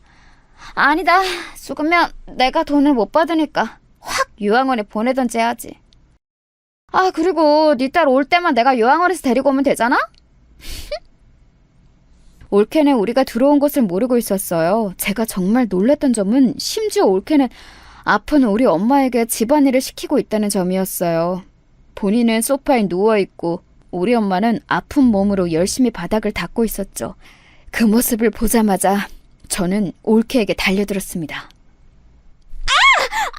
깜짝이야. 어머, 형님. 어머머머머. 잠시만요. 이거 녹화 말씀하세요. 내 머리. 형님. 미친 듯이 달려들어 올케의 머리채를 잡고 흔들었어요. 엄마는 우리가 방문한 것을 보고 울음을 터뜨리셨습니다. 아니, 이게 무슨 일이야? 재수씨 미쳤어요? 지금 우리 부모님을 이런 식으로 대한 거예요? 우리는 그것도 모르고 매달 돈을 보냈던 거고? 엄마, 진작 말했었어야지. 우리 엄마, 불쌍한 우리 아빠. 동서, 그렇게 안 봤는데 진짜 무서운 사람이네요. 이런 식으로 시부모님을 대하고 있었어요? 어떻게 사람이 그래요? 사람 대 사람으로 어른한테 이러면 안 되는 거잖아요. 어머님, 저희 집으로 가요. 아이고, 우리 새끼들이 왔구나. 아유, 내 자식들. 내가 너무 서러워서 살 수가 없어. 막내 아들이 없으면 이렇게 나를 구박해. 네 아빠는 누워만 있는데 잘 챙겨주지도 않아. 올케의 머리를 잡고 저는 미친 듯이 퍼붓기 시작했어요. 욕설과 함께 난리를 피우니 올케는 엉엉 울며 빌었습니다. 지금 네가 한 행동 내가 다 녹음했어. 나 절대 그냥 안 넘어가. 내 동생한테 다 말할 거야. 너 친정도 없어서 갈 곳도 없지? 이혼당해서 어디 혼자 살아봐. 감히 우리 부모님한테 저렇게 돼? 나는 그것도 모르고 이제껏 너한테 얼마를 바쳤는데 이년아! 죄송해요. 제가 죄송해요. 형님, 한 번만 봐주세요. 제가 미쳤었나봐요. 저 다시는 안 그럴게요. 제발요. 저 이혼당하면 갈 곳이 없어요. 제발, 제발요. 저 이대로 쫓겨나면 할 수 있는 것도 없어서 아무것도 하지 못해요. 그러게 잘했어야지. 이자껏 받을 동안은 우리 부모님 잘 챙겨주지도 않았으면서 말이 많아. 이 망할년아, 당장 나가. 나는 이것도 모르고 그동안 너한테 바친 가방이 몇 개야? 마침 오빠와 새언니가 같이 가서 증인도 많았어요. 이 사태를 남동생에게 알리니 남동생도 난리가 났습니다. 당신이 어떻게 이럴 수가 있어? 나는 그것도 모르고 이제껏 당신에게 우리 부모님을 맡긴 거야? 자기가 알아서 할 테니 아무 걱정하지 말라고 했잖아. 이혼해. 나 당신하고는 못 살아. 지연이는 내가 키울 테니까 당장 우리 집에서 나가! 여보, 내가 잘못했어. 제발. 나 다시는 안 그럴게. 제발. 나 이혼당하면 어디로 가? 길거리에서 살아야 해. 제발, 제발. 형님, 어머님, 제가 잘못했어요. 용서해주세요. 올케는 손이 닳도록 싹싹 빌기 시작했어요. 하지만 가족들은 이미 그 광경을 봤으니 마음을 돌리지 않았습니다. 특히 남동생이 아내에 대한 배신감이 아주 심했어요. 알고 봤더니 본인이 알아서 다 챙길 테니까 동생 보고 신경 쓰지 말라고 했더라고요. 그러면서 받을 돈은 다 받고 있었던 거예요. 모든 사실이 탄로나고 실제로 남동생과 올케는 그대로 이혼하게 되었습니다. 그리고 부모님은 천사 같은 새언니와 첫째 오빠가 모시기로 결정했어요. 무려 새언니가 나서서 우리 부모님을 모시고 싶다고 얘기했습니다.